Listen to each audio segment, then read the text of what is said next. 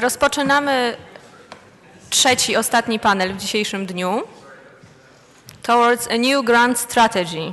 Reset, Rewind, New Beginning. Moderatorem tego panelu jest pan Włodzimierz Cimoszewicz. W panelu zasiadają Drozdiak, Daniel Fried i Volker Rühe. Zapraszam. Dziękuję. Dzień dobry Państwu.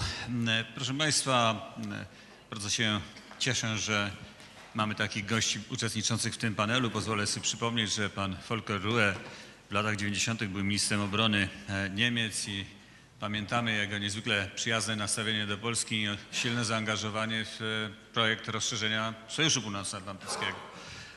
Pan Daniel Fried był wieloletnim ambasadorem Stanów Zjednoczonych w Warszawie, nie tylko w moim przekonaniu jednym z najwybitniejszych amerykańskich ambasadorów w Polsce i również pamiętamy jego i profesjonalizm, ale także niezwykle przyjazne zaangażowanie w rozwój współpracy polsko-amerykańskiej.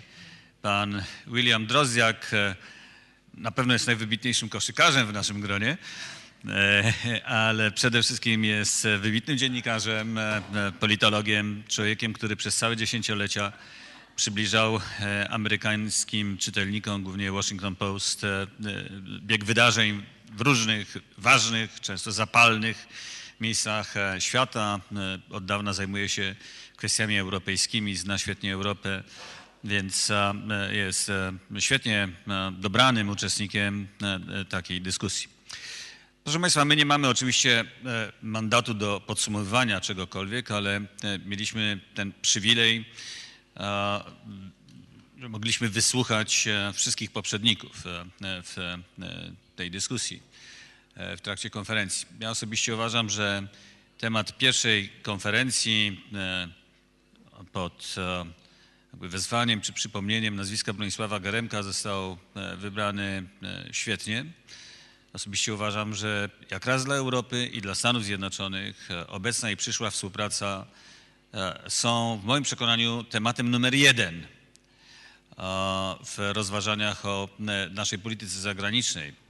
Niekoniecznie jest to rozumiane, czy niekoniecznie ten pogląd jest podzielany, ponieważ z jednej strony wszyscy rozumiemy, że przyczyny, dla których w okresie wojny, bezpośrednio po II wojnie światowej zawiązana została współpraca transatlantycka, te główne przyczyny ustały. Pojawiały się różne inne, ale dzisiaj wiele osób ma takie wrażenie, że nie ma równie silnie motywujących powodów jak w przeszłości do promowania, rozwijania owej współpracy. Oczywiście w deklaracjach, oficjalnych deklaracjach politycznych wszystko wygląda dobrze, no ale jeżeli uważniej będziemy śledzili współpracę, rozmaite fakty z tego zakresu, zwłaszcza współpracy politycznej, no to dostrzegamy pewną zmianę polegającą na pewnym wycofywaniu się czy na pewnym ograniczaniu dotychczasowej intensywności tej współpracy. W trakcie poprzednich paneli skoncentrowano uwagę głównie na kwestiach bezpieczeństwa. Mnie się wydaje, że mówiąc o współpracy Europy i Stanów Zjednoczonych, powinniśmy poruszać się w różnych płaszczyznach, zarówno w tej dotyczącej kwestii politycznych, obejmujących także nastawienie społeczeństw wzajemne, wzajemne odnoszenie się, dominujące poglądy na temat sensu, potrzeby bądź niechęci do współpracy. Niewątpliwie taką płaszczyzną, którą warto poddać pogłębionej analizie, jest gospodarka. My tutaj nie wypełnimy pewnej luki w tym zakresie, chociaż wiem, że doświadczenia Drozdiaka są tak bogate, że i na ten temat ma wiele do powiedzenia. Ja ze swojej strony chciałbym jedynie zasygnalizować, że ten nowy świat, ten zmieniony świat, który figuruje w nazwie konferencji, zmienił się nie tylko w obszarze bezpieczeństwa międzynarodowego, ale być może w jeszcze większym stopniu zmienił się w sferze światowej gospodarki. I chyba głównie zmiany w światowej gospodarce doprowadziły do tego, że w ciągu 20 lat za naszego życia obserwujemy powstawanie, czy też powstanie trzeciego już globalnego modelu stosunków międzynarodowych. Fakt, że po raz pierwszy w historii rozwinięte państwa Zachodu nie są w stanie same rozwiązywać własnych problemów ekonomicznych, tylko i w związku z tym nie G7 czy G8 zajmuje się kryzysem, ale musi powstać G20, jest niezwykle symbolicznym sygnałem zmian, jakie w tej płaszczyźnie się dokonały. Ja nie chciałbym przyłączać się do wręcz chóru pesymistów, którzy uważają, że państwa Unii Europejskiej, Stany Zjednoczone przegrywają, czy przegrały wręcz konkurencję ekonomiczną w świecie, ale jednocześnie nie chcę zamykać oczu na pewne bardzo ważne fakty. Otóż w ubiegłym roku Chiny wyszły na pozycję numer 1 jako największy eksporter na świecie, wyprzedzając Niemcy. W tym roku wyprzedzają Japonię i stają się drugą gospodarką świata pod względem wielkości GDP. Nie wiem, czy zwróciliście Państwo uwagę na informację sprzed kilku miesięcy mówiącą o tym, że w okresie maj 2009, maj 2010 eksport Chin wzrósł o 48% w okresie kryzysu.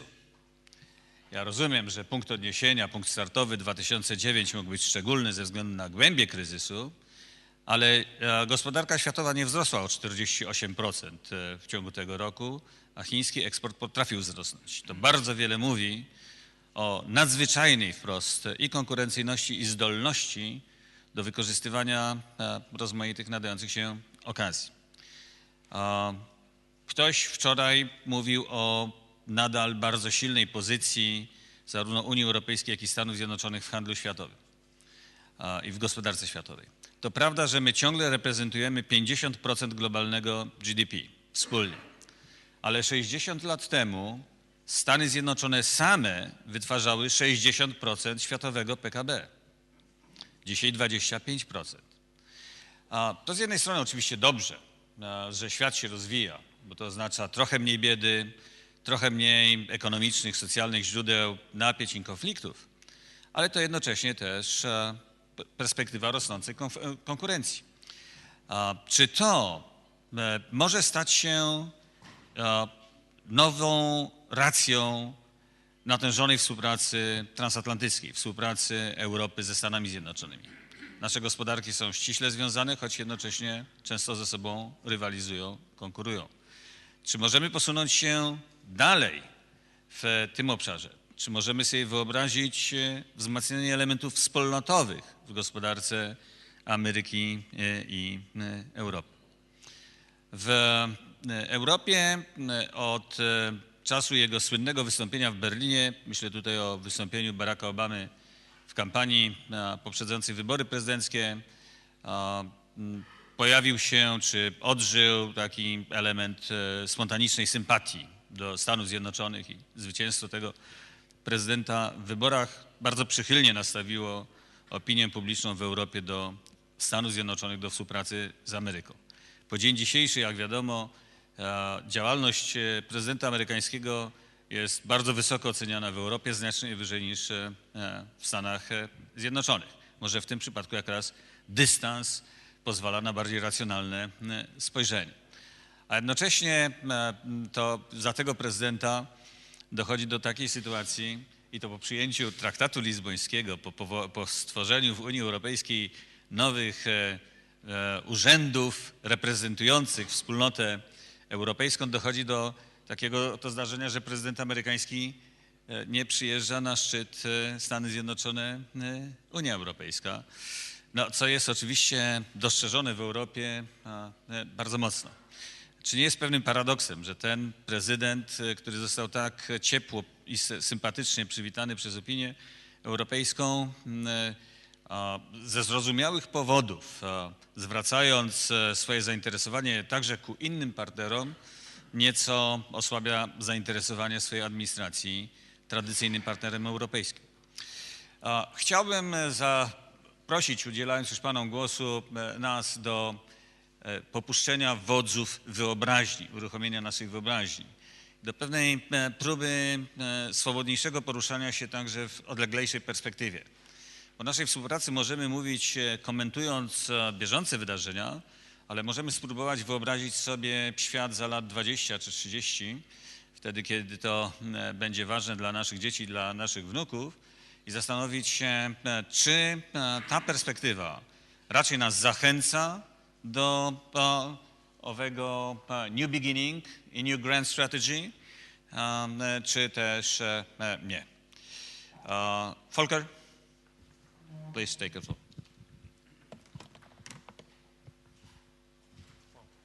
Thank you very much.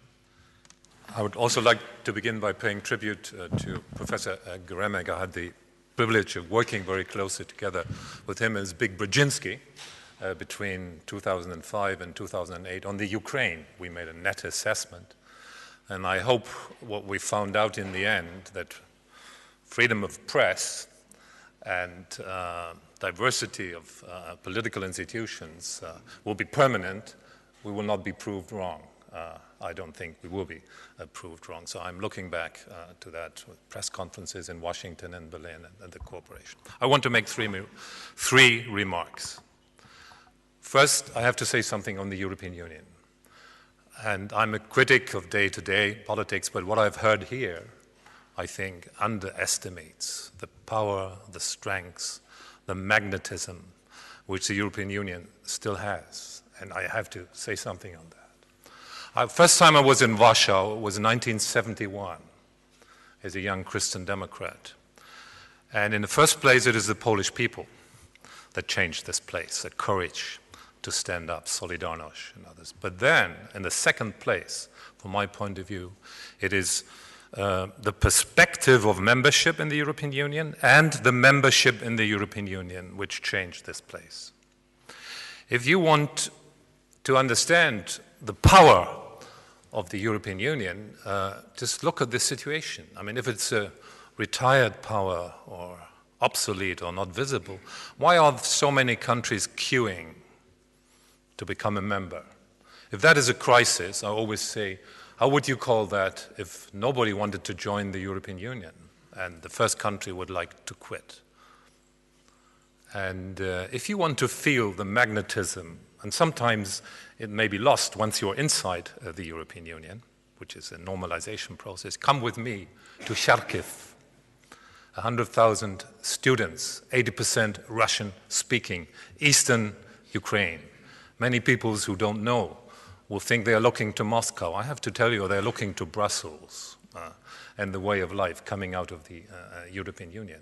If you want to feel the magnetism of the European Union, you come with me to Kaliningrad, Königsberg, to the Kant University, and talk to the students there, as I have done. They are surrounded by the European Union in Lithuania and in Mazuria in Poland, and they will tell you that is a dream of their life to be a member of the European Union. And talking about the Russian minorities in the Baltic states, I've always felt that they will be more of a problem for Russia than for these countries, because now they are members of the European Union, and their relatives in northwestern Russia, they have begun, and they will continue to ask Russian politicians, why can't we have the same life as the Russians in EU states like the Baltic states?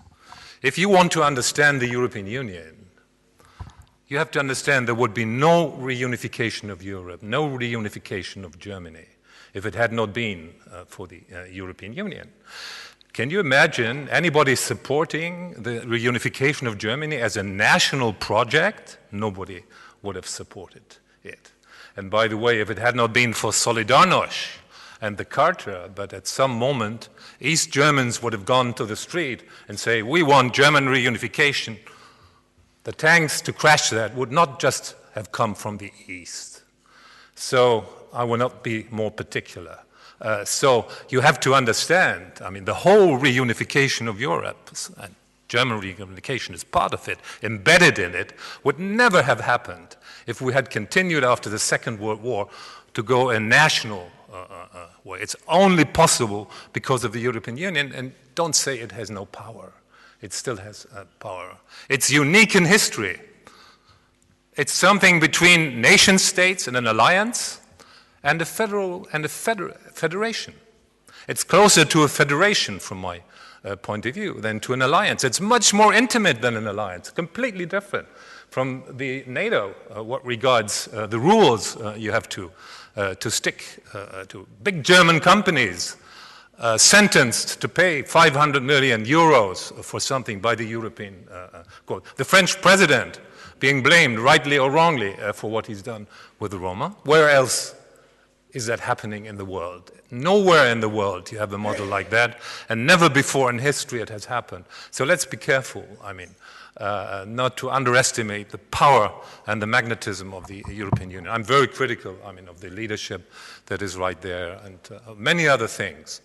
But this is the magnetism, and when you have a day you feel frustrated about the European Union, as I said, you go to Kharkiv and you go to Königsberg, Kaliningrad, then people outside the European Union, they sometimes understand better. Second point, and here I come to our subject, Europe and the United States in the changing world. I think it has been mentioned, of course, during the whole conference. I think it's still underestimated how the world has changed. In the Cold War, the world was divided in Europe, actually in Germany and in Berlin. First world and the second world, the third world didn't count that much. And I said it somewhat cynically, Germany just had to be divided to be strategically important for the West.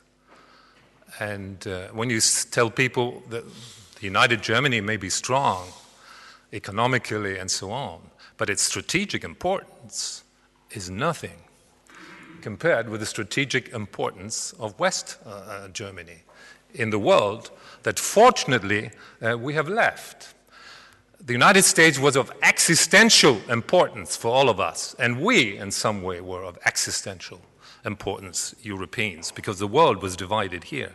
This is no longer true, fortunately, because of the changes. But if we want to continue with this alliance, we can't just do business as usual and say, no, we talk about climate change and economics, and then we will continue. It is an unusual step for the United States to stay in Europe after the Second World War. I will not go into history anymore.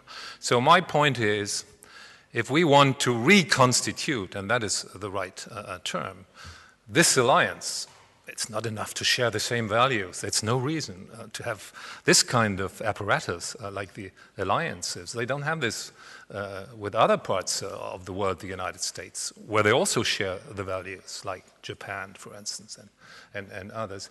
But we have to become newly relevant for each other. Essential importance, hopefully existential. And we are nowhere there right now. And right now, the project of NATO is Afghanistan. And I think, I don't want to become cynical. That's dead wrong. The strongest, most successful alliance in history fighting the Taliban. We put them on the world stage, and we have to look at it again. Of course, the way to go out there will be... This is not a project that will hold the alliance together, not at all.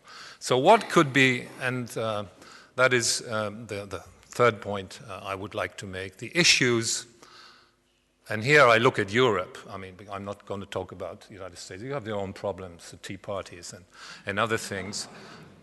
But you've always managed to get out of problems. And by the way, it is a structural problem, the relationship between Europe and the United States, and less importance for each other.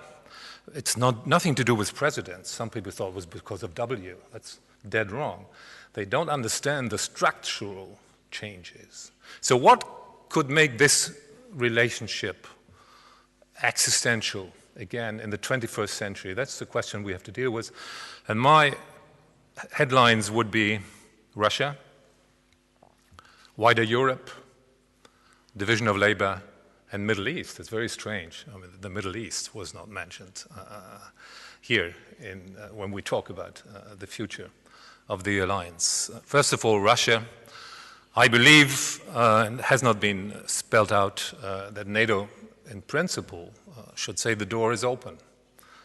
But let us concentrate on doing things together, develop the NATO-Russia Council, where we can really take a decision, take some of the gravity from the International Department of NATO into the NATO-Russia Council, not just to sit and meet and blame each other, but to work on issues together and also take decision on some issues. That is possible. Missile defense and other areas. And then we will see, maybe first integration will be in the political field, how far this can go. But I'm deeply convinced that if you look at the world as a whole, we share challenges with Russia. Most, if not all, of the challenges are to the alliance are challenges also to Russia. And if things go well, Russia could become a kind of third West. We have two Wests. It doesn't mean anything degrading, because I mean the US is different from Europe, Europe, the US. Russia will be different. We're not going to export a political system. Of course, we have to insist that they share our values, but for that you need society to develop in Russia. You can only have a democracy. They won't have a parliamentary democracy, but a presidential democracy if things go right. But for that you need the societal changes. Anyhow, some people have yesterday said the US and Russia can do certain things in global politics, but to change Russia, to embed Russia, to engage Russia, to help to modernize Russia, this only Europe can do. And with Europe, I now talk about the Europe in NATO and the Europe in the European Union. I see this together. And if we do this, nobody has to ask how important are you for the United States of America in the 21st century. Second point, wider Europe. I have very bitter conflicts with my own people back at home. The boat is full of people like Sarkozy and Merkel and others with regard to Turkey. But I'm deeply and I understand, you have to understand the following. The European Union started at 6, and for 30 years it developed under the conditions of Yalta, because Europe was divided. It was Western only. I always hope somebody might one day write a book how things would have developed after the Second World War if it had not been the threat of Stalin. Maybe Poland would have become a member earlier than Germany, probably, I'm convinced. So, because they started in a divided Europe, there was this idea of a United States of Europe. You can only do this when you have 6 or 7, or even a fusion of Germany and France. Until very recently, quite serious people said, why shouldn't Germany and France become one state? So when, fortunately, Yalta fell, you know this, I mean, the European Union opened, and with hard work, as von Platz has said. But in the genes of many people whom I called anti-Christ, and who will say I'm a bad European because I'm open for Turkey, I'm open for the Ukraine, they feel this is the end to the United States of Europe. We cannot go deeper when we open up. But I believe we have to do this and include also countries like Turkey, not tell them you're a third power and the triad. By the way, if you talk about the magnetism of the European Union, the change of Turkey, to a very large extent, quite irrespective of what the people are doing at the negotiating table, is due to the European Union and the magnetism of the European Union. The change in Turkey that has been praised here during the last 24 hours, again, is also due to the power, the magnetism of the European Union. So if we are able to remain open. Of course, you need an inner differentiation then. Not everybody will have the euro. Not everybody will be in Schengen, but that has happened before. But we need a wider Europe. Nobody will ask how important this Europe as a partner is for the United States of America in the 21st century. This will make us an existential partner in the 21st century. It can be done without betraying the ideals of the European Union. Third point, I'm very short, was a favorite subject of mine 15 years ago already as defense minister, division of labor. Yeah, we're wasting a lot of money because we have national armies, 27. Fortunately, not 27 air forces because the bolts cannot afford, fortunately, their own air force. But it's a whole lot of nonsense. Why should everybody look after his own airspace? So 15 years ago, I already said, why shouldn't the German and the Polish Air Force, of course not the Germans on their own, look after the Czech and the Hungarian and Bulgarian, etc. airspace? Why should everybody have their own fighter aircraft? And you spend the money for something else that is needed. Division of labor. You won't have one European army. Who's going to send it into battle? There won't be a president of Europe. There won't be a government of Europe. But you need a division of labor, and in big weapon systems, they have to be Europeanized. Pooling, complementary structures. I'll be very short in saying, look at the aircraft carriers. I mean, this is the best example to understand what Europe still has to do. You cannot never land with a British plane on a French aircraft carrier, and vice versa. Sometimes the French have problems to land on their own aircraft carriers. They only have one, and when that is being repaired, they have none. You know this. So it should be in the next generation, and the Italian and the Spanish have semi-aircraft carriers. They should get rid of that. Division of labor. Again, in the military field, if Europe goes that way, this gives extra capabilities and will make us more of a partner. Last thing, I'll be short, is the Middle East. I mean, Afghanistan is not the thing which American and European soldiers should be. But if the most dangerous crisis is still the one about Palestine, Kashmir comes second place. And if there is an agreement, it has to be guaranteed by American and European soldiers for various reasons, including the German army. And I always tell the Israelis, I mean, if you have a German officer then at the line between Palestine and Israel, I mean, he will ask every mouse for its passport that wants to cross the line. I don't have to be more specific. But if we do this together, the Americans cannot do it on their own, and the Europeans cannot do it on their own. I mean, this would give meaning and relevance to this alliance in the 21st century. And this is what I'm looking for, and this is what we have to work for. Thanks. Thank you.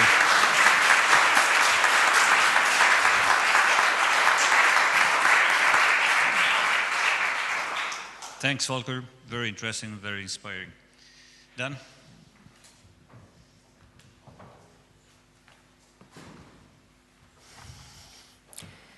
Our topic is grand strategy, toward a new grand strategy. So I'll start in the spirit of Bronisław Geremek, who is a historian, with a historical review. That is, what was the old grand strategy in Europe? And this was po prostu. After 1989, the US and Europe sought and achieved creation of a Europe whole, free, and at peace through enlargement of NATO and the European Union. This was ambitious, considered reckless by some at the beginning, and astonishingly successful. So in a time of doubt and sometimes pessimism, let's take a moment and realize how successful it has been. And also, we should note that the advance of democracy within each country was the essential precondition and generator for the advance of freedom and security throughout Europe.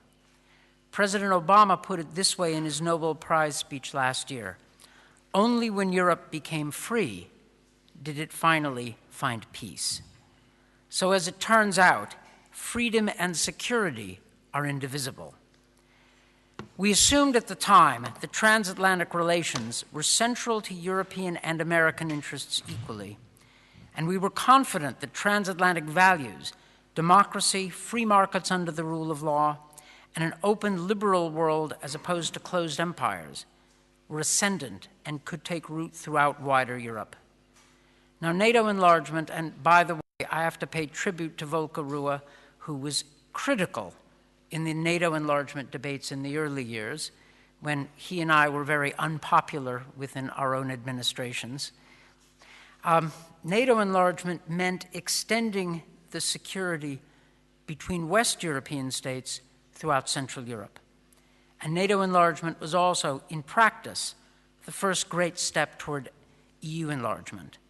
And it was, I should say, especially to our Russian friends, never about encircling Russia.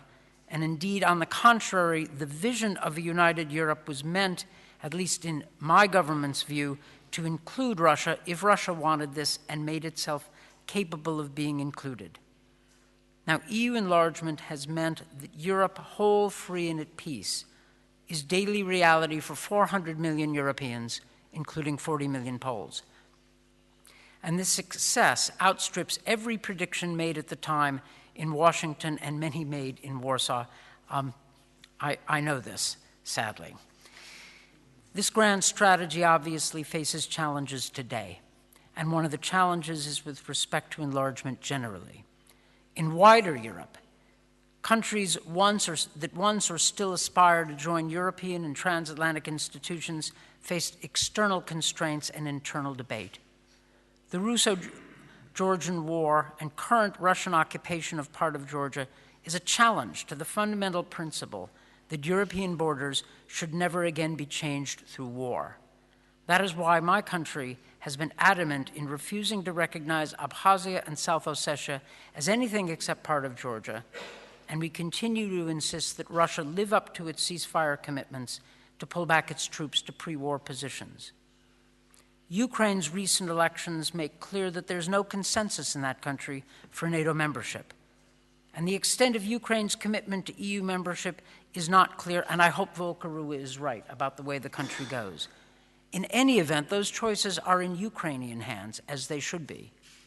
Still, it's no secret that Russia has asserted its entitlement to a sphere of influence, implying that it does not necessarily accept the right of some of its neighbors to choose their own future for themselves. And here, too, the United States disagrees. Whether we disagree or not, though, many NATO and EU members seem cautious about further enlargement, arguing that we need a period of consolidation, that new members bring new difficulties, and that Europe and the transatlantic world may have approached their natural limit. Now, I'm not here to offer a formula for next steps, but as we consider next steps, let me offer some things that we should not do. We should not draw new lines in Europe or be too swift to proclaim Europe's permanent borders. The expansion of freedom and security in Europe is still an unfolding process. Even if we face a more protracted period of institutional enlargement, we should at all costs remember our principles and allow all the nations of wider Europe the same opportunity we offered Poland and others almost 20 years ago, to make their future place in Europe and the transatlantic world a function of their own reforms at home and their own consensus about their place in Europe. And this surely is one common transatlantic task, to put these principles into practice, even if realizing them will unfold only over time. Poland's leadership in the EU's Eastern Partnership suggests that this can be a particularly good area for US-Polish cooperation. But the West's 21st century agenda goes beyond Europe. It includes maintaining our vision of a Europe whole, free, and at peace. It also includes working on and developing a transatlantic consensus for cooperation with Russia, but without sacrificing our principles or our friends, strengthening NATO's strategic consensus, combining Article 5 defense of NATO members with an ability to deal with new challenges far afield. It includes promoting comprehensive energy security, and it includes our common agenda in the world, such as completing our mission in Afghanistan. Now, I'm not here to talk about that agenda in detail. This isn't the place, and I'm not the person to talk about Iran, Israel, Palestine, global warming, and so on. But I want to note a second challenge which has come up repeatedly over the past 2 days. We have to keep our sights raised over local concerns, and we have especially to recall the confidence in ourselves that has brought us so far over the past 20 years. These are hard times, and hard times make for sour prognoses and not necessarily wise ones. And to be honest, not a week goes by without some American writing an article someplace about the need for my country to retrench, regroup, and perhaps retreat from the hard work of leadership. And in Europe, we can hear some similar voices. And we hear concerns about America's commitment to Europe. Inward-looking options, isolationism and its ugly cousin nativism, do have new adherents on both sides of the Atlantic. but they're wrong. Last week, Secretary Clinton took them on in a major foreign policy address that made the following points. She said, "American leadership is critical and America will lead. We will not withdraw either from our responsibilities or our principles. America," she said, "will not work in the world alone, but first with our closest allies with which we share values, and starting with Europe and the European Union and with NATO. America," she said, "will engage with emerging centers of influence, such as China and Russia, cooperating to solve common problems where possible, but recognizing that we will not always agree. And we will engage directly with the people and societies of those nations, because, as she put it, public opinions and passions matter even in authoritarian states. America," she said, "will work with and through an architecture of cooperating nations and institutions, and also through an architecture of democratic values, putting these to work for development and security."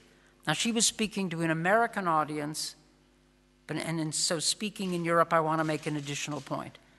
It is not America that must lead, but the transatlantic community as a whole. Of course, strength begins at home, as Professor Legvold said yesterday. But taken together, difficulties aside, Europe and America are the world's great repository of economic power, political democracy and legitimacy, and military strength. We have responsibilities in the world commensurate with that power. The world needs us, and we must not shrink from our responsibilities. Of course, a new transatlantic grand strategy has to take account of the fact that we live in a world of rising new powers beyond Europe and America: China, India, Brazil, Indonesia. This is to be welcomed, because a world in which wealth and development are confined to a few is not necessarily a stable and is not a just world. A 21st century grand strategy, therefore, should strive toward an open world based on common rules and hopefully common values, an open system in which new powers can take their place and do their responsible part for the global good. I'm not talking about a global system in which the West is on top, but I am talking about a global system in which an architecture of responsible rules, strong institutions with an underpinning of common values is open to all and is strengthened to deal with the challenges of the coming century. Now, I want to finish with some uwagi osobiste o Polsce i o polskim miejscu na świecie. I z konieczności ja muszę po angielsku kontynuować.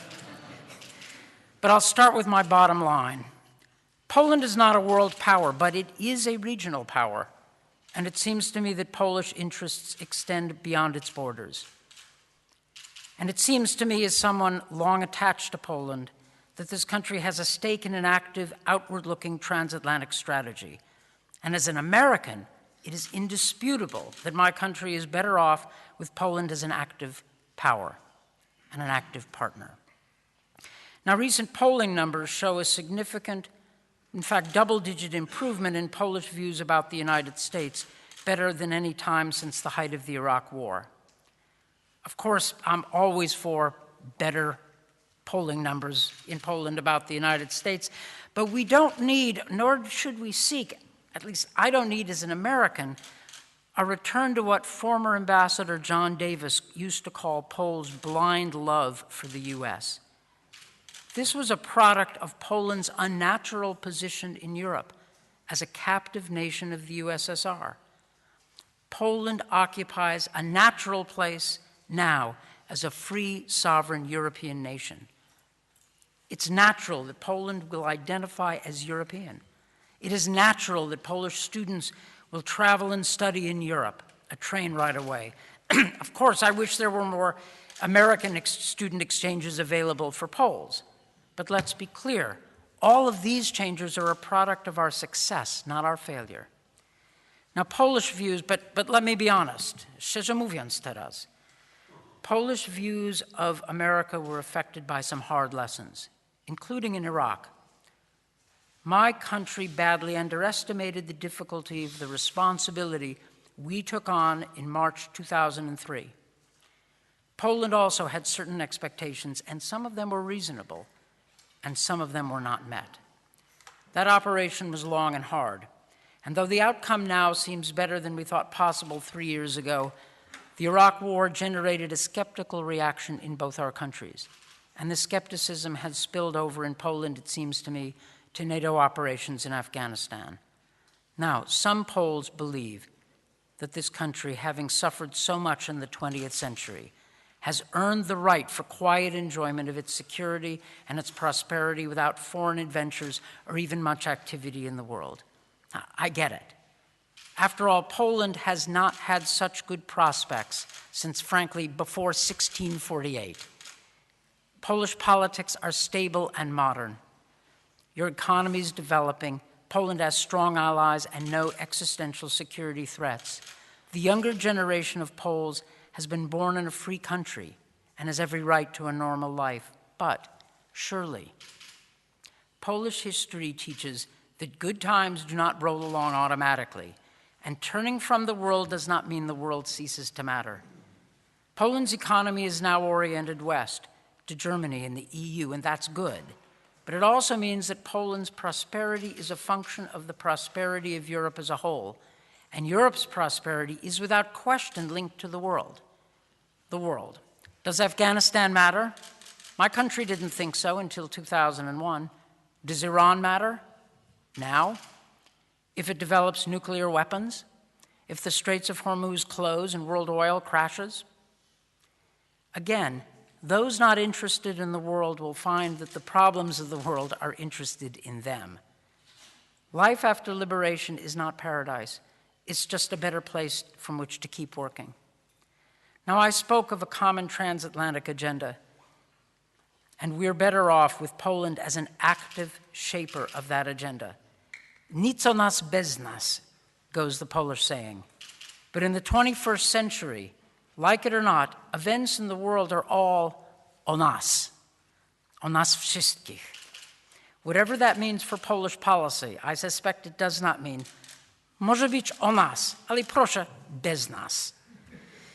Poland's value added may be its regional expertise and its interests, its knowledge of Belarus, of Ukraine, of Moldova, and its ability to work with the United States and Europe generally to shape a sustainable, constructive, principled transatlantic policy toward Russia and all the nations of wider Europe. And Poland, and I have in mind Daniel Rotfeld especially, is already a co-author of NATO's 21st century agenda through the new strategic concept. Now, Poland's contributions will depend on Poland's own decisions, but proszę, z wami, z nami I razem.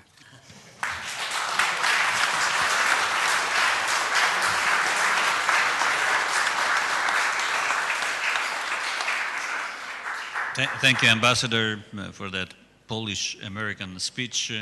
Special thanks for your personal remarks concerning Polish-American relations. Bill, now your turn.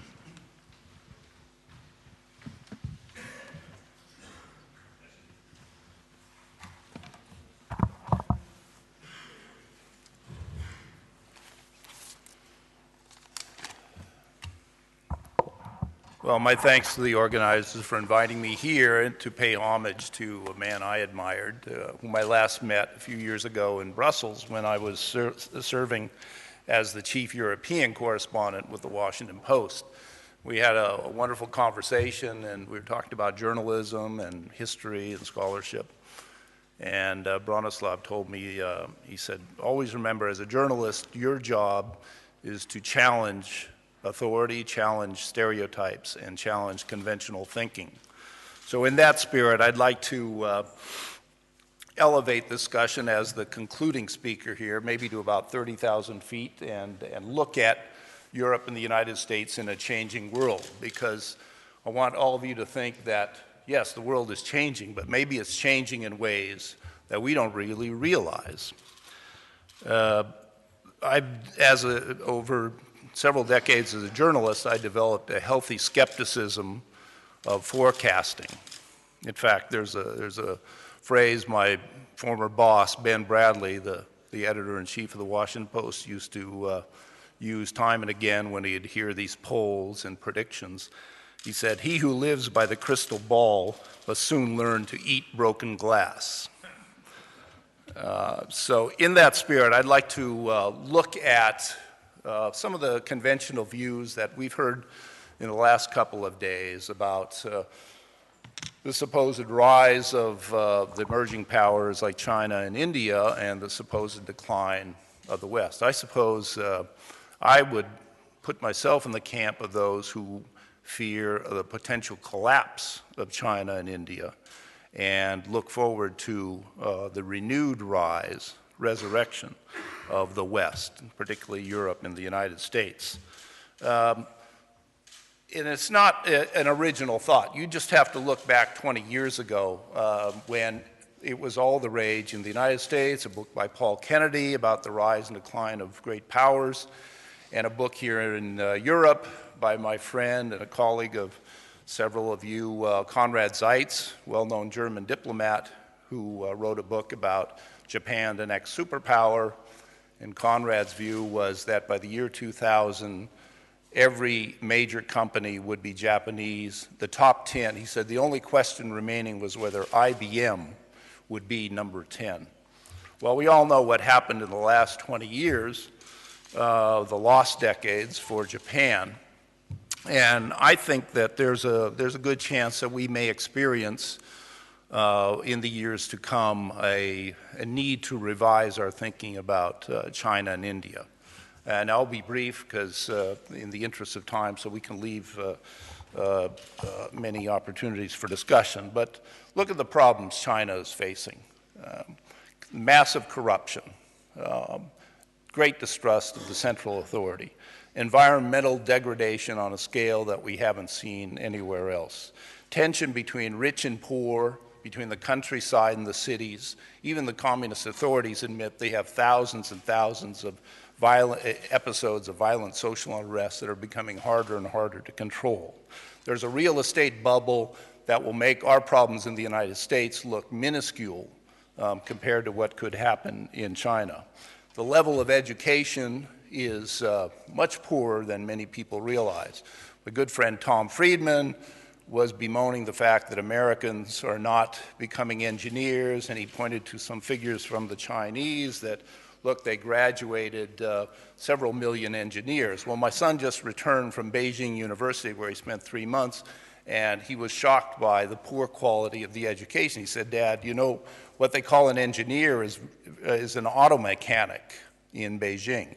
So the concerns that we have about China overtaking the rest of us, I think, are greatly exaggerated.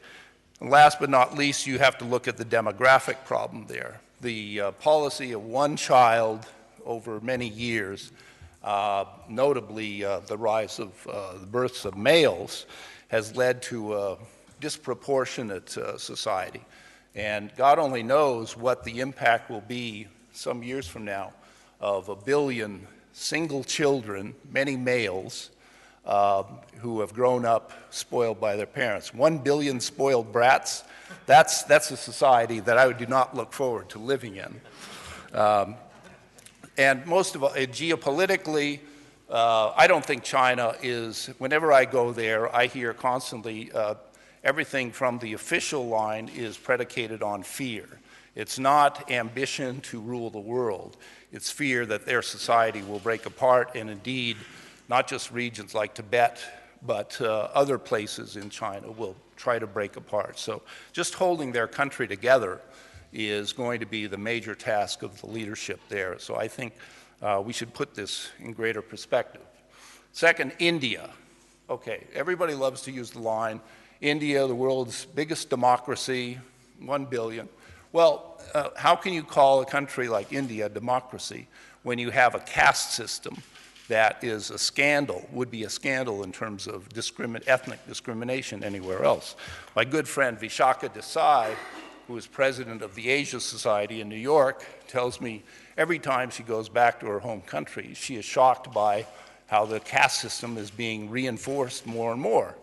And secondly, while there has been a rise of a middle class, some say about 300 million people, you still have 700 million who are living on less than $2 a day. So this is a challenge that is going to take many, many years to solve.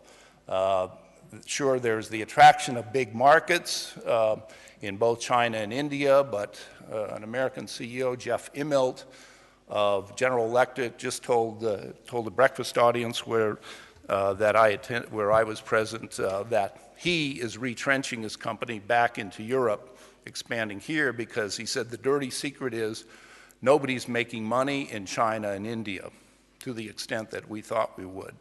He said the infrastructure is abominable, the bureaucracy is chaotic in India, so he'd rather look forward to a safe and secure place to make profits. That's why they're coming back to Europe.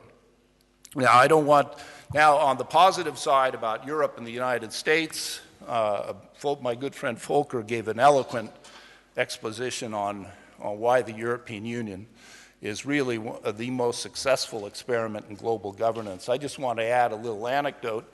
Just before he retired from the job that he described as the high representative for the lowest common denominator, Javier Solana, we went out and had a private dinner at an Italian restaurant. And he told me that day he spent about an hour with Prime Minister Singh of India, who peppered him with questions during much of that hour about the European Coal and Steel Authority, and who was Robert Schuman and Walter Hallstein, and how did they set this up, and how did they create this institution. Finally, Javier was curious. He says, Prime Minister, why are you asking me about this ancient history of the European Coal and Steel Authority? He says, I think there's a lesson there for my part of the world. He said, imagine if we could ever reach agreement with Pakistan on putting our nuclear weapons under some kind of a high authority that could be governed by 3 Indian scientists, 3 Pakistani scientists, and make sure that there were inspections on both sides that would overcome the distrust that has been generated over the decades. This is a lesson in global governance, I think, that shows that Europe can really be a model in hotspots around the world. Well, I want to say a few things about the United States, because I've heard a lot of talk about the government paralysis in Washington, the rise of the Tea Party, how this shows a dysfunctional view of governance in the United States, all of which may be true. But I happen to come from California. I was born and raised in Silicon Valley in a small town called Los Gatos, which some of you may know. One of our neighbors was another Polish-American named Steve Wozniak, and he spent a lot of time in his garage with a friend of his named Steve Jobs. And in the early 70s, they created a company called Apple. Well, I don't need to describe, what Apple has accomplished since then. But what really counts in terms of the strength and leadership of the United States in the world is not what transpires in Washington. It's the incredible entrepreneurial dynamism of the private sector. You just have to go out to places, not just California or Silicon Valley. You can go out to the Midwest and around universities discover a lot of the same kind of energy and optimism about the future that you find around my birthplace. And I think this is really the enduring strength of the United States, the fact that there's an optimism about the future, that we're always eager to overcome the problems that face us. Today in Silicon Valley, when I go back there, I still have my sister works at Stanford. I have 2 brothers, one who's an executive personnel manager at Intel, and the other one who's an executive at Google. And they told me, said there's an optimism about dealing with the problems that our country faces there that you would not imagine. All the top venture capitalists like John Doerr, Vinod Khosla, they're focused like a laser right now on our energy and climate change problems. Craig Venter, the man who invented the human genome system, has spent the last 2 years developing a process of extracting fuel from algae. He said within 5 years it'll be commercially viable. Coast Law and Door are also putting their efforts into a car that will get 150 miles to the gallon. All of this these technological changes will come about over the next 5, 10, 15 years, which will totally transform our world in ways that we're not even anticipating. So I think we need to be reminded of that, of how simple technology breakthroughs can transform the situation in the world. Now let me close with just a few comments about the most important institutions, I think, in the West today, NATO and the European Union. I wrote a piece recently for Foreign Affairs lamenting the fact that here you have the two most important institutions based in Brussels, and yet they hardly speak to each other. There's an invisible wall in Brussels that needs to be broken down, and for a lot of different reasons. First of all, there's a greater overlap of membership. 22 countries are now members of both NATO and the European Union. France has finally come back into the military command. The United States is eager to look for some kind of new forms of cooperation. And last, but certainly most important, the definition of security has changed so dramatically in the Western world. You look at Afghanistan, my friend Dick Holbrook told me, he says, I spend more of my time on agriculture issues than on security. And that's because opium production is one of the key security problem right now. What has been fueling the rise of the Taliban? It's the absence of finding alternatives for the farming sector there. So who are the two great superpowers when it comes to agriculture? The United States and the European Union. There's no reason why we couldn't put our heads together and come up with a more effective strategy in dealing with these agriculture challenges. And it's not just in Afghanistan. It's going to be across the world, because in the next generation, food and water will consist of the biggest security challenges in many parts of the world. You already see that in the Middle East, where water will be critical to solving the conflict between Israel and Palestine. Who happens to control the headwaters of the Tigris and Euphrates rivers? Turkey. That's why having a good relationship and partnership with Turkey is essential for the success of Western foreign and security policy objectives. How do we overcome this strange lack of communication?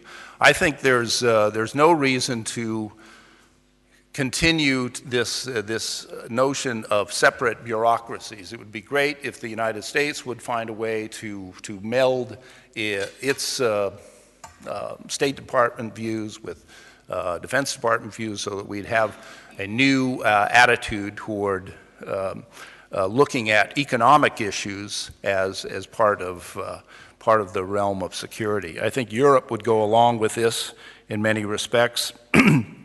And I think it's the reform of the two most vital institutions in the West, that will determine the success of our future. Thank you.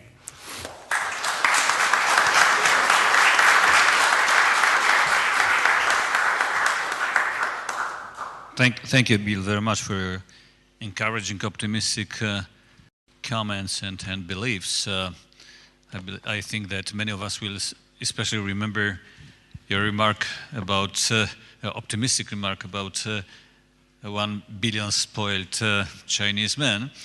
However, it is still true that they managed to get humongous trade surplus with the United States and European Union, and are preparing themselves for landing man on moon soon. All right, now it's time for the audience. Zapraszam Państwa do zabierania głosu. Widzę wiele rąk, postaram się wszystkie je uwzględnić. Muszę jedynie też poinformować, że pan Volker Rühe będzie musiał nieco wcześniej nas opuścić, więc gdyby ktoś planował pytanie szczególnie do niego zaadresować, to proszę to uwzględnić. Pierwszy był ambasador Nowak, później Solomon Passy, później profesor Rotland. Przepraszam, Andrzej Wielewiski. listening to Dan Fried, I recalled a conversation with Minister Geremek, who told me our American friends start to call us regional power. If they tell us in a small group among us, we may consider them to be good prophets. We hope. So it's still the song of the future. But if it is said in public, it's slightly embarrassing. Imagine the reactions of Czechs, Hungarians, Slovaks, Lithuanians, and others. So my instruction to you is try to produce the situations in which the partners will treat you that you are a regional power. But never say that in public. So that is my first comment. And one more comment before question.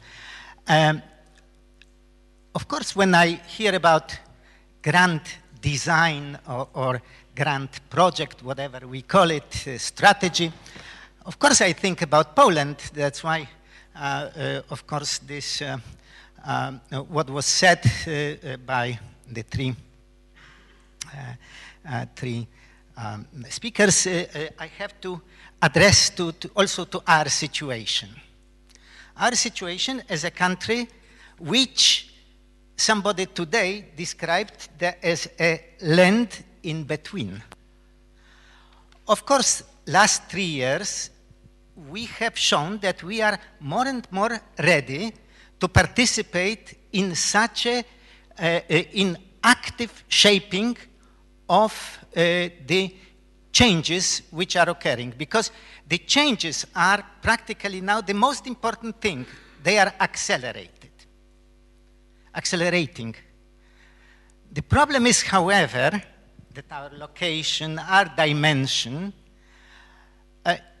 may produce discomfort, because it's true that we feel stronger, we feel protected, but once there is a change, then there might be also a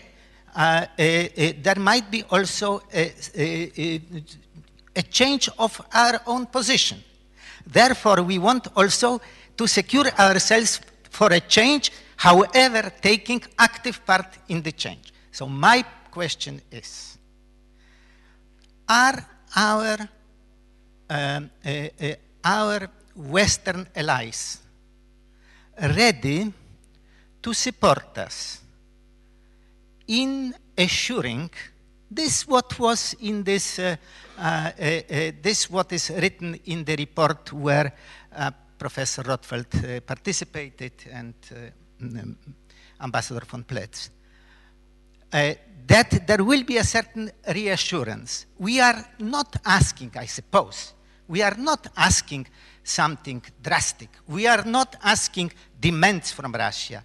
But we are asking that we are supporting that Russia is asked that she herself decides on the transparency, on the militarization, on changes of military status of Kaliningrad, and many other things.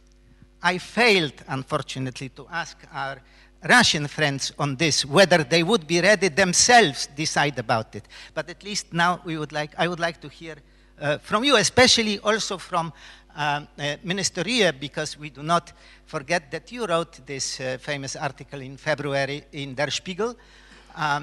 3 friends of Poland wrote it, because the same could be said about Klaus Naumann or Frank Elbe. But the problem is, okay, let's offer Russia membership in NATO in future. We also agree on that, but under this condition that our region interests are taken into account. Thank you. Dziękuję. Thank you. Now, Solon Pasi, tutaj do pierwszego rzędu, proszę mikrofon.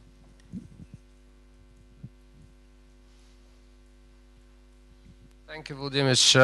I didn't want to leave Minister Rühe with wrong impressions about my passion to the European Union, and his remarks brought me back 29 years ago in 1981, when actually my political career started here in Poland as a guest of the Solidarity Congress in Gdańsk. And in all of these 29 years, I have always believed in the magnetism and the power of the European Union, and moreover, I have to sell the magnetism and the power of the European Union to my own constituency. Because I signed the Bulgarian accession treaty to NATO, I signed the Bulgarian accession treaty to the European Union, so I had to sell this to the Bulgarian public. I don't need to be convinced in that. But what I wanted to say is that the European Union has magnetism, the European Union has power, but does not have foreign policy which is adequate for a union of 500 million people. And I didn't want to be overcritical, that's why I didn't mention the Middle East, but since Minister Rühe mentioned the Middle East, I will come back to what Catherine Ashton said, our High Representative for Foreign Affairs and Security Policy. She said, I want to go to China to be number one in discussions with China, and not to go to Washington to be a backbencher for the Middle East talks. And because I believe in the European Union, I want to make it more magnetic place, and if it has better and stronger foreign policy in future, it will be more powerful and more magnetic place in future. So I'm sorry if I left someone with wrong impressions. Thank you very much. Andrzej Wiejski. Tak, widzę. Dziękuję bardzo. Ja mam jeden komentarz i jedno pytanie. Oczywiście na początku dziękuję wszystkim trzem panelistom za optymizm, dlatego że zawsze przy całej ostrożności trochę jakiejś tej nadziei i tego dynamizmu wyobraźni przyda się nam. Mój komentarz, to zwłaszcza do pana ambasadora Frida, polega na tym, że ja w dalszym ciągu jestem tutaj bardzo, raczej zmartwiony, nawiązuję do tego, co mówił pan minister Pasi przed chwilą. Jesteśmy rzeczywiście w niezbyt korzystnym układzie pomiędzy Unią a Stanami Zjednoczonymi. W Stanach Zjednoczonych chyba jakoś nie widzi się tego układu tak, jakby należało, zwłaszcza dla perspektywy trochę dalszej. Ale mój komentarz polega na tym, że w szczególnym stopniu zależy ten układ od nas. I tak jak to mówił mój przyjaciel Bernard Goethe, jeżeli będziemy mieli prawdziwego prezydenta, mocniejszy jeszcze parlament i prawdziwą dyplomację, prawda, będą wyniki działań pani Ashton, to i Amerykanie jakoś inaczej będą trochę nas traktować, ale oczekiwałbym od nich trochę większej wyobraźni, bo nie wyobrażam sobie równowagi świata przez najbliższe 30-40 lat, jeżeli te dwa układy Stanów Zjednoczonych i Unii nie będą ze sobą ściśle, w pełni świadomie współpracować, ze świadomością, że tylko ta współpraca może ratować świat przed jakimiś straszliwymi nieszczęściami. Natomiast moje pytanie kieruję do Billa Drozdiaka. Jest pan wielkim optymistą i mówił pan o dynamizmie narodu amerykańskiego, prawda, kreatywności, technologii amerykańskiej. No a jak pan odpowie mi na książkę, którą właśnie dostałem w prezencie od przewodniczącej naszego Towarzystwa Ekonomicznego, pani profesor Mączyńskiej, Johna Bogla pod tytułem Enough. To jest taki wybitny finansista amerykański z Filadelfii, który ukazuje istotę kryzysu finansów amerykańskich i światowych, ale przede wszystkim amerykańskich. Próbuje szukać dróg wyjścia z tego kryzysu, ale w moim przekonaniu ta książka jest niezmiernie zastanawiająca, dlatego że skala i głębia trudności strukturalnych gospodarki amerykańskiej jest bardzo duża. I to stawia znak zapytania również przed przywództwem tej przodującej, kreatywnej technologii, prawda, i dynamizmu amerykańskiego w świecie. Jeżeli z tym strukturalnym kryzysem nie dacie sobie rady, to nie będziecie mogli przewodzić światu. Jak pan odpowie na te propozycje? Jak pan widzi rozwiązanie kryzysu strukturalnego w gospodarce amerykańskiej? Dziękuję. Jeszcze jedno pytanie w tej serii. O ile poznaję, Wiktor Jasiatyński z tyłu sali. umożliwimy panelistom reakcję, a później dalsze wypowiedzi.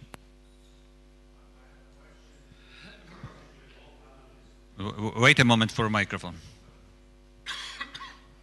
I have a question to all panelists that is related to both Europe and the United States, not vis-à-vis each other, but vis-à-vis the world and changing world. And as I understand, there was community of values that were combining Western Europe and then United Europe and the United States, which were human rights, constitution, democracy, etc. Community of democracy that was established here was about these values as well. And these values seemed to be attractive, at least to the elites and leaders in the rest of the world. And it's all gone. So what we do and what will be strategy now? I worked for the big international foundation that deals with human rights, democracy and governance. And whenever we do something in Egypt, in Africa, in Middle East, or in Asia, they say, don't use even the word human rights, help us. We work with human rights organizations in the Middle East. They say, don't use the word. Because of the Bush policies and the war in Iraq, the worlds of human rights were compromised in the lots of world. We are exchanging that for the rule of law, for some other things. But this is a big blow. The second thing with that is, of course, China, because China came and said, we will buy your products, buy your resources without any conditions of democratization, of human rights, or whatever else. The European Council of Foreign Relations in the last couple of years published 2 brochures, extremely significant, about the role of China and European Union and the United States human rights policy in the United Nations. And the support for Europe and the United States in the human rights proposals in the United Nations that was usually above 50%, now is respectively, I think, 28 and 37, and China and Russia is 70-65. So the world has completely changed, and the world does not care about our values and seem to can afford not to care about our values. So what we do about that, what the policy does, and the last question, which was not mentioned in this panel, and I missed some others, so I'm not sure how about that, what would be the sharing of the obligations or work between the states and between the civil society and global civil society? As I said, I work for Open Society Foundation, and we try to do something, and I think that we have more flexibility and ability to do that, although we don't have the state resources. But I'm interested in these things as well. Thank you. Thank you. Dziękuję bardzo. Gentlemen, I would like you to ask you to react. Volker?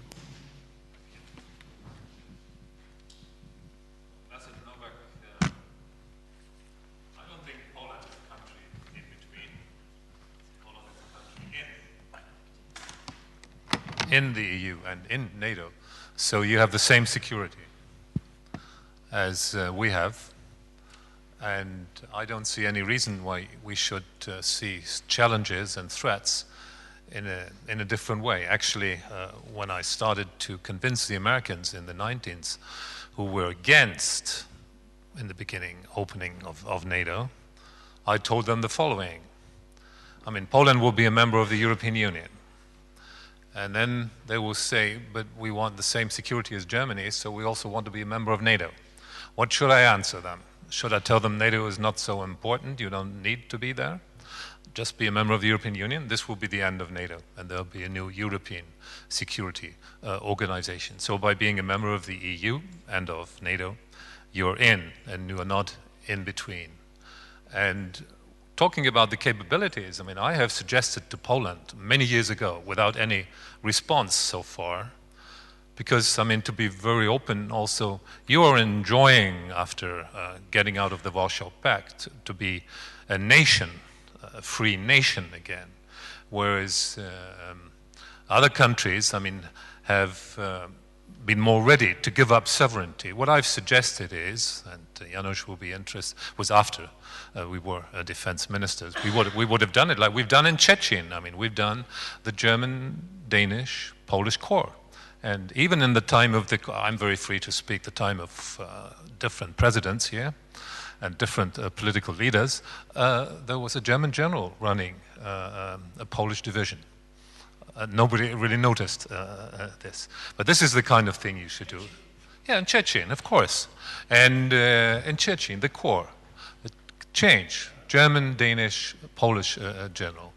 And what I suggested is the following. Why not have a common fleet in the Baltic? I mean, need not be as big as in the Cold War, but you need some fleet. And why not the Germans have the submarines? I mean, well, they are quite good. The non-nuclear submarines, and you do these surface ships. Then we're dependent on each other, and we have to agree if there's a threat to cooperate together. Yeah, no response from the Polish side so far. And when I raised that some years ago, they said, what is in his back of his head right now? Is he trying to rob us of a national navy? So again, I've suggested other things, and here we come to your question. Minister Passi, I'm very much aware, of course, and I just wanted to rouse your passion for the EU again, which is there. I rekindle it.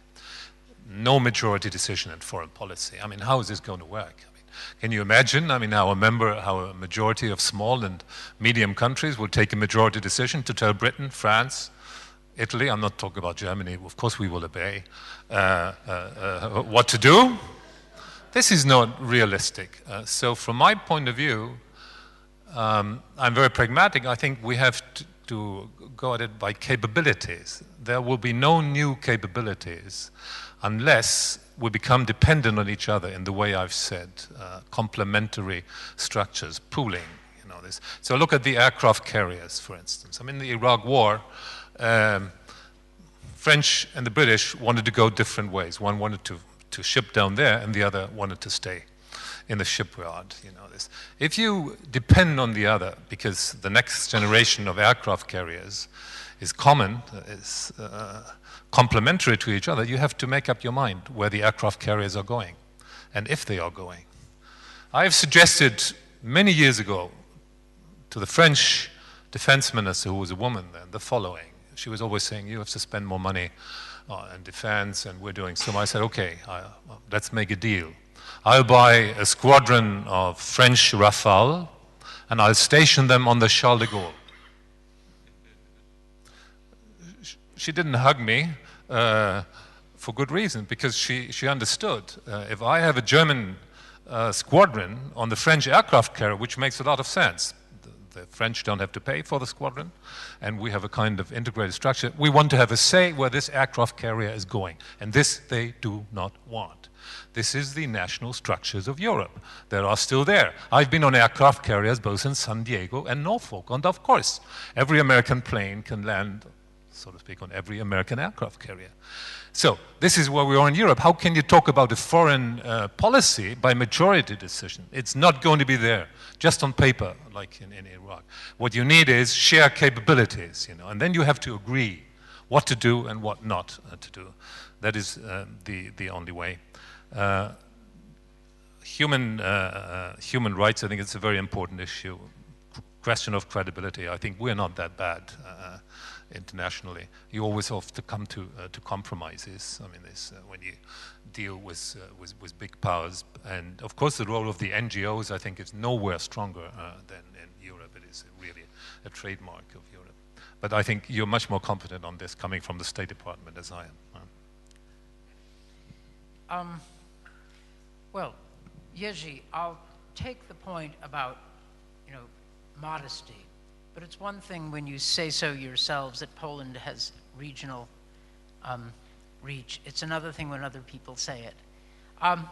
Look, Poland does have regional influence. I say that not expecting the days of, Jerema Wisnowiecki or Stanisław Żółkiewski to come back. That's not actually what I mean. But remember Polish-Czech solidarity, and think about Poland's outreach to countries like Lithuania, Ukraine, Belarus, right after 1989 in the early 90s.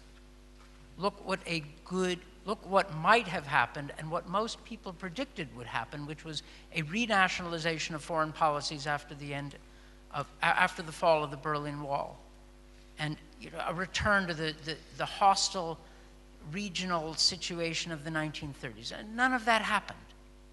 Poland did play a regional role. Okay, you don't want me to say it publicly, but it's been 20 years.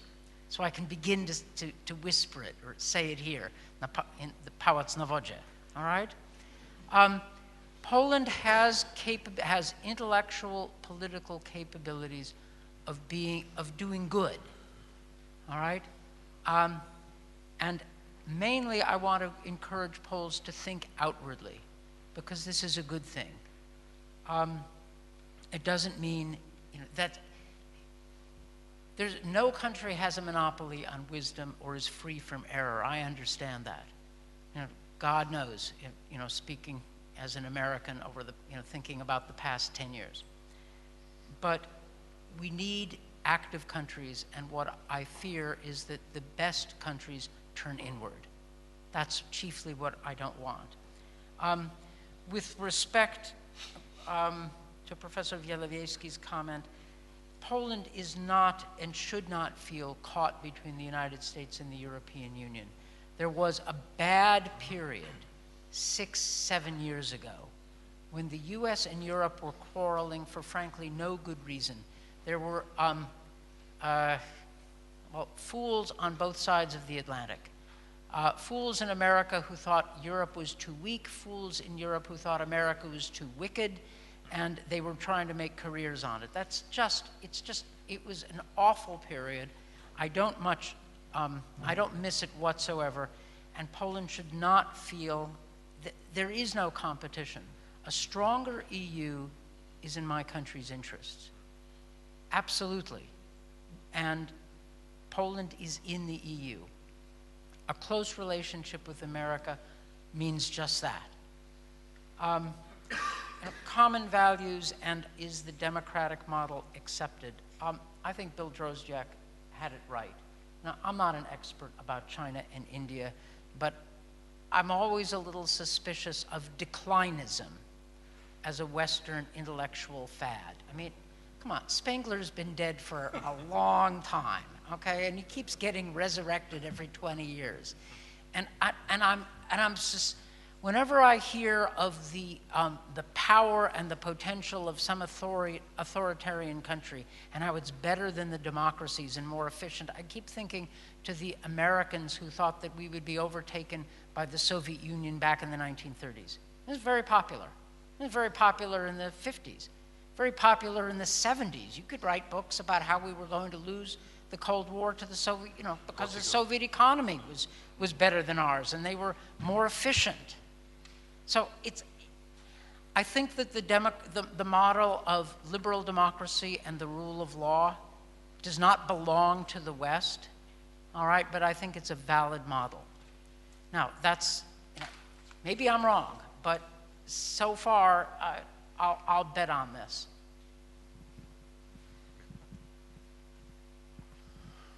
Well, I'm familiar with John Bogle, and he who was a founder of Vanguard, the biggest mutual fund industry.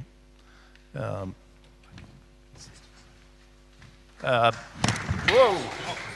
Nothing happened. Okay, it was just the carpet. Okay, thank you. The carpet was a little loose.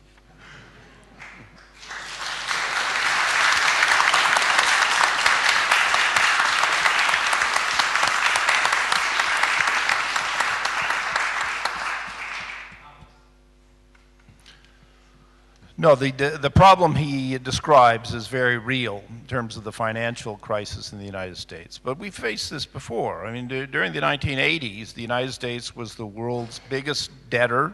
We had an unemployment under Ronald Reagan, despite his cheery disposition, that was much greater than today. I think it was approaching 11%. And then after the boom in the 90s, we were the world's biggest creditor.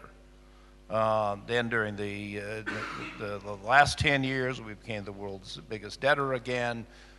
Fears that the Chinese are going to, just dictate to us the terms of our bankruptcy.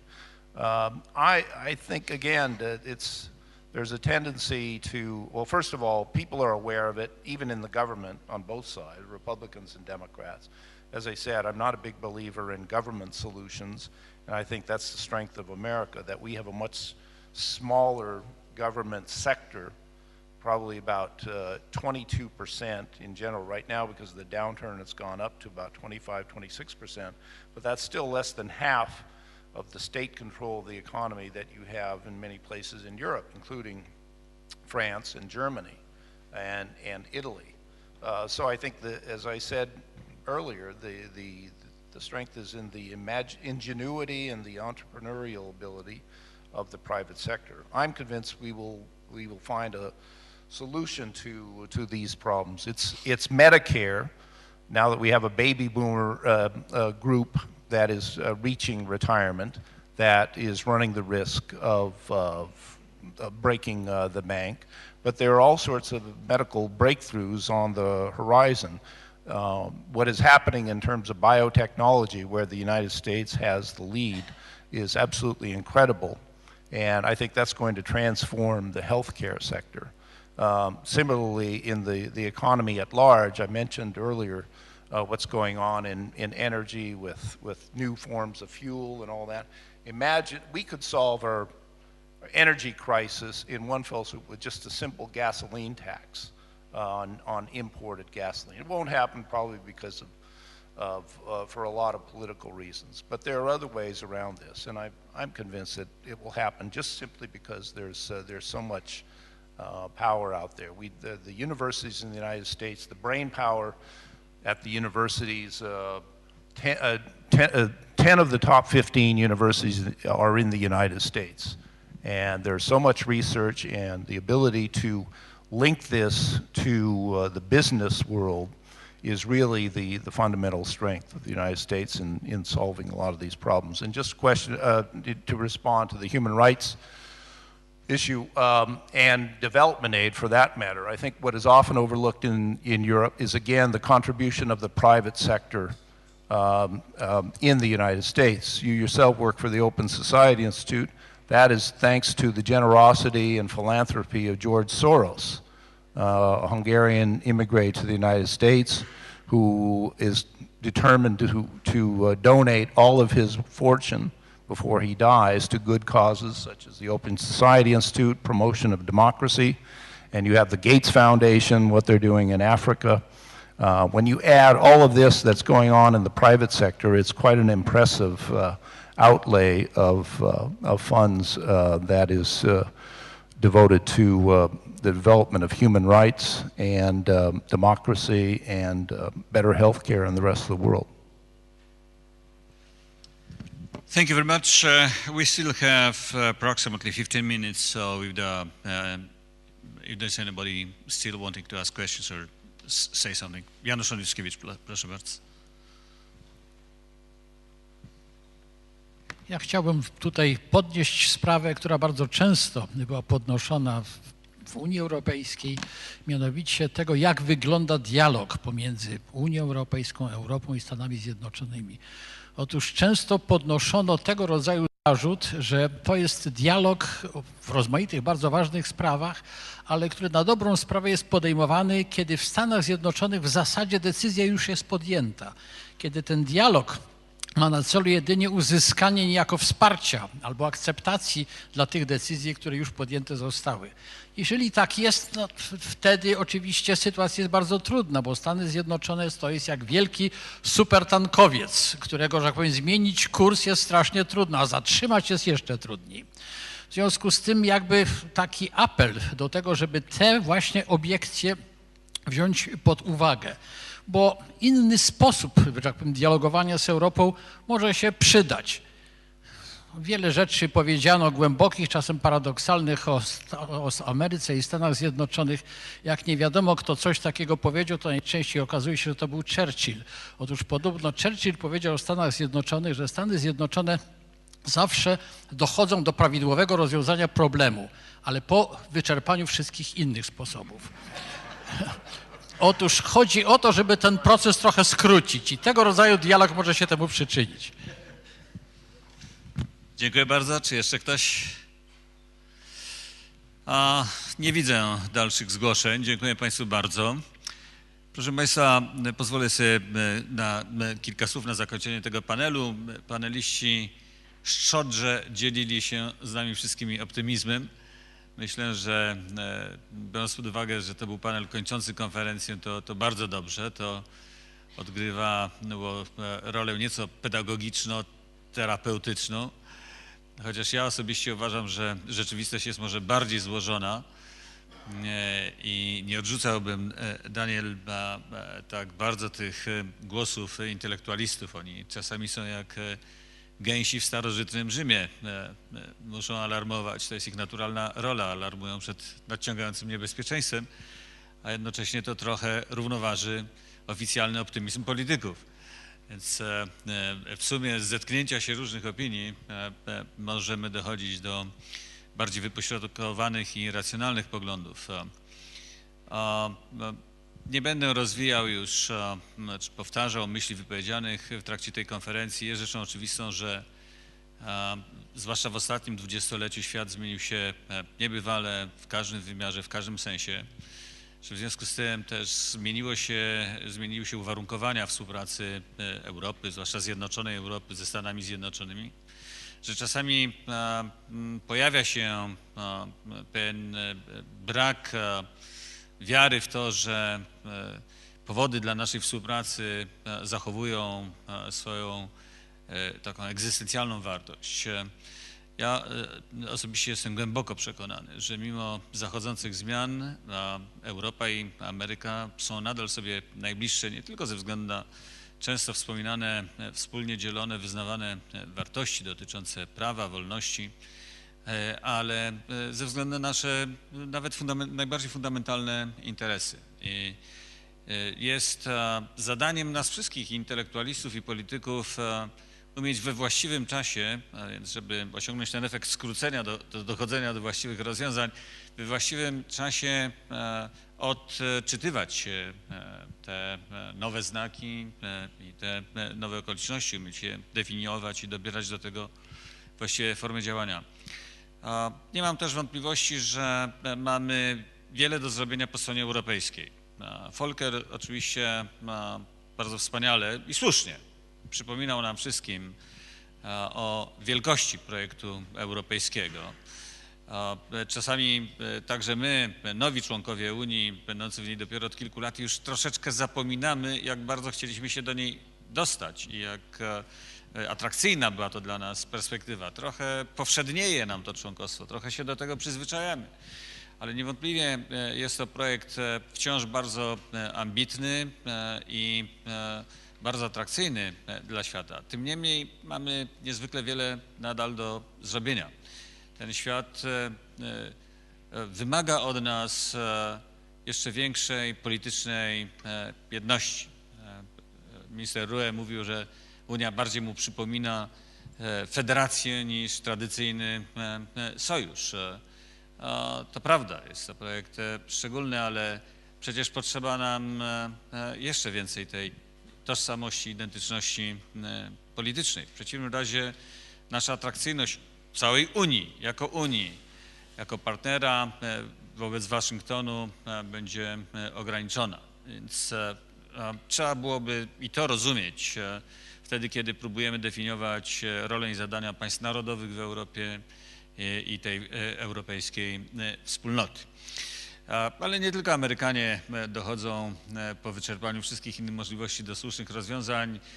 Pamiętamy w Polsce także z dawnych czasów, ileż to było doniesień o klęskach europejskiej wspólnoty gospodarczej, o niepowodzeniach. Sami mamy rozmaite doświadczenia z ostatnich lat ze wszystkich niepowodzeń w tworzeniu traktatów, w osiąganiu porozumień. I jakoś zawsze się to jednak potem nieźle kończyło, więc mam nadzieję, że starczy nam wyobraźni, determinacji i rozumu, żeby skutecznie posuwać się tą drogą przyszłości. Dziękuję Panom serdecznie za udział w tym panelu, dziękuję Państwu, ale chciałbym, żeby ostatnią osobą zabierającą głos był jeden z głównych współorganizatorów tej konferencji, profesor Adam Daniel Rotfeld. Panie profesorze, to nie jest tylko jakby techniczna sprawa, więc bardzo proszę. Ja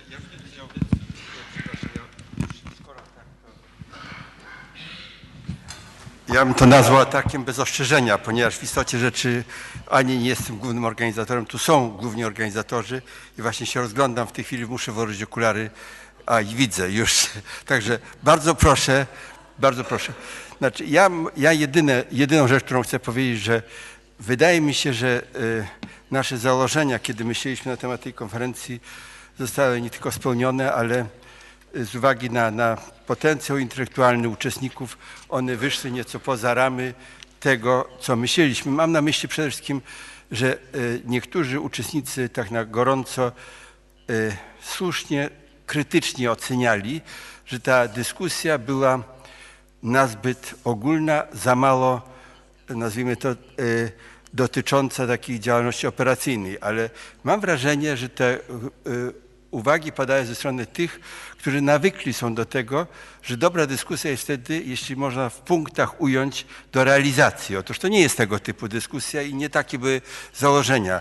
Nasze założenia były takie, żeby pobudzić myślenie na ten temat i żeby uświadomić sobie, że my siebie wzajemnie potrzebujemy, Europa i Stany Zjednoczone, jakkolwiek rola Stanów Zjednoczonych dzisiaj jest inna, radykalnie inna. Ja bym chciał powtórzyć jeszcze raz to, co mam wrażenie, że tak być może nie przy wszystkim zostało odnotowane, że dzisiaj jest w świecie wiele innych mocarstw, ale Stany Zjednoczone są nadal specyficzne jako mocarstwo niezbędne do rozwiązywania problemów globalnych i z całą pewnością dla całej wspólnoty transatlantyckiej mają nadal znaczenie decydujące. Nie zawsze jest tego świadomość w Ameryce i mogę powiedzieć, że w ubiegłym roku, kiedy powstał ten list do administracji Obamy napisany przez kilku uczestników również i tej konferencji, ale z całej Europy Środkowo-Wschodniej, ten list został przyjęty z niezwykle taką surową krytyką w Polsce. Jedni krytykowali, że on jest napisany na kolanach, inni uważali, że nie należy tak wobec Amerykanów pisać, bo to jest zbyt aroganckie. Otóż Amerykanie są na tyle aroganccy, że nie ma możliwości, żeby tę arogancję przekroczyć. W związku z tym mają taką poczucie, ja bym powiedział, pewnej wyrozumiałości dla innych arogantów i w Ameryce ten list się spotkał z bardzo dobrym przyjęciem. Ja właściwie znam tylko jedną poważną osobę, która odebrała to bardzo osobiście, ale to nie był Obama, która odpowiada za politykę wobec Rosji i ona uznała, że to jest atak przeciwko niej, jakkolwiek mam wrażenie, że ważne jest czasami nie tylko to, co jest napisane, tylko moment. A to był akurat moment, kiedy ta osoba spotykała się z przedstawicielami Unii Europejskiej i dała wyraz swoim, że tak powiem, uczuciom. Natomiast generalnie otrzymałem ze Stanów Zjednoczonych wtedy kilkanaście głosów niezwykle pozytywnych i odniosłem wrażenie, że ten list w jakimś sensie na postępowanie Stanów Zjednoczonych wpłynął. Mówię o tym dlatego, że nam potrzeba więcej takiej uczciwości, otwartości i powagi w rozmowie na temat tego, żeby Europa była traktowana coraz bardziej po partnersku. Dziękuję bardzo za uwagę.